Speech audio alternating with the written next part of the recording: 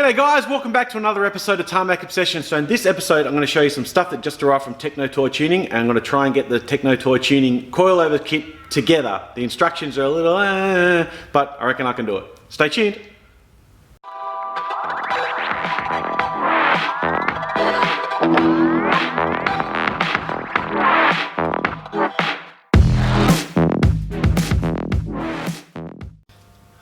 So the first thing I'm going to have to draw your attention to with the guys at Techno Toy Tuning is they do not skimp on the packaging. There is really well packaged stuff, so it comes through, there's no damage on anything. Actually, there's one little tiny piece of damage, but it wasn't through packaging or through shipping. So I'm going to give you a quick run through, show you all the stuff that arrived. So I hope you guys can see that nice and clear. So I ordered these bits in May and they arrived in June. So there was some stuff that needed to go to the powder coaters. They told me the wrinkle coat for this stuff here. So basically what I've ordered was, I'll start on this side, which was the skillet stainless steel tank straps.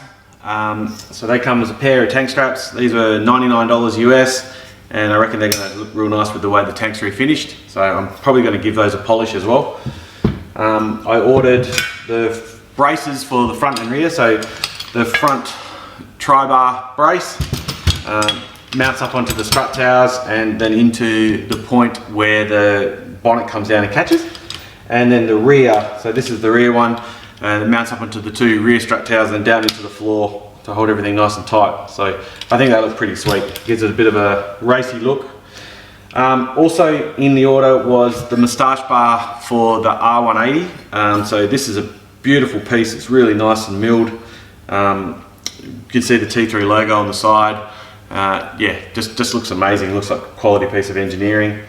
So that comes with the Prothane bushes, all the bolts, all Allen key bolts, everything that I'm going to need to get that into the car, get the R180 into the car.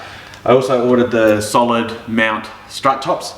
So in today's video I'm going to show you assembling the coilover kit using the method that T3 told me, which I'm going to show you their method, and I'm going to show you what I've done to, I think, fix their method, because there's a bit of slop and a bit of play which I don't want. So yeah, stay tuned.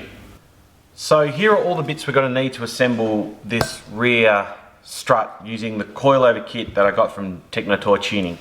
I'm going to put the instructions up on the screen of how to assemble it, but I did it that way and it just slops around, which I didn't understand. Even trying to work it out under pressure, it sort of didn't hold tight into the strut. So I'm going to assemble it their way, and then I'm going to assemble it the way that I think's going to be the best way. Everyone's got to have an opinion. If you've got any opinions or any advice, put them in the comments below. So the coilover kit was the spring and the adjuster with the thread.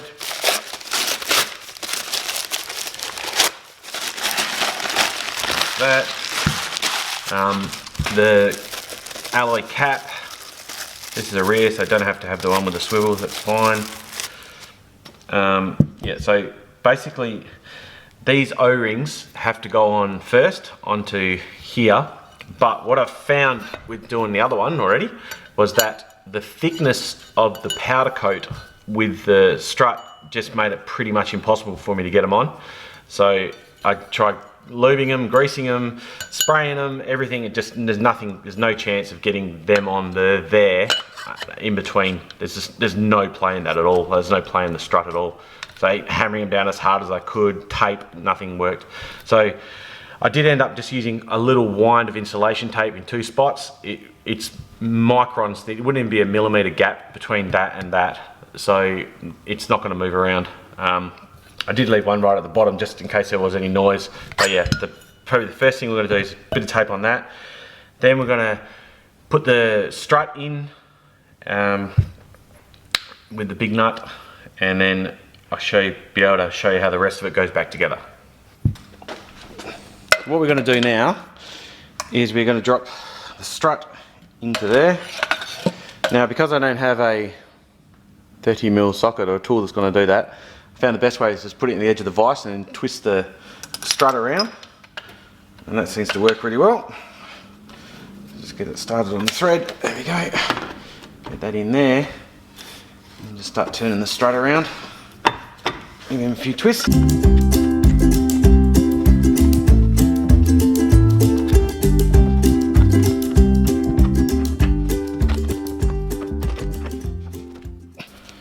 So it is sitting in there very nicely. It's ready to go back together now. Then we can start moving on to the next stage. Those pieces are back together now, and Techno Toy reckon, and this is their assembly instructions, spring on, and then the cap on, and then 2 washers, and this. Now, I don't know about you, but that seems exceptionally sloppy to me. It just doesn't seem like it's gonna work that way, because I'll tell you why. It's at the moment that is no play. Top of this strut, ton of play. This cap, ton of play. Now I know when it compresses down, it's all gonna go tight. So, yep, okay, no worries. That's all tight under compression, but it's still in that top bit. That's still gonna, yeah, I just can't see it. So this is what I came up with. Now, if you get this, get it apart again.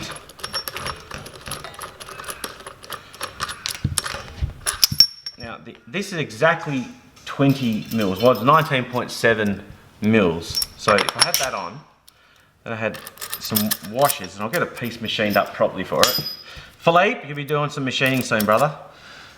Let's sit in there to line up to the top. Then this was 11.8 mil, so I got exactly 12 mil washer, sits in there. Push that up nice and tight and wound that into position. This will come up to a point where it actually stops the slot, because it stops the top hat of the coil going past the wide part of the strut, which has stopped that sideways movement. This is probably all just in my head, and it probably doesn't even matter, but this is what I've done. That's there like that. On another one, I actually ground about 5 mil off that to stop this play. Once that's in position in that bearing. So I've got another one, which I'll just go and grab. So that one there, I just ground off 5 mils over the top of it. You can see the difference in those two. So with that seated in there, no play. So with that in the spot and tight,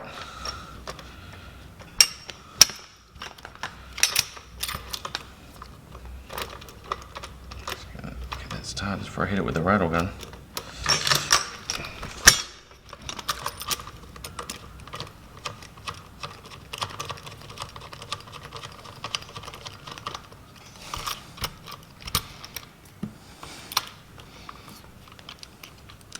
So with that in that spot there, and all buttoned down,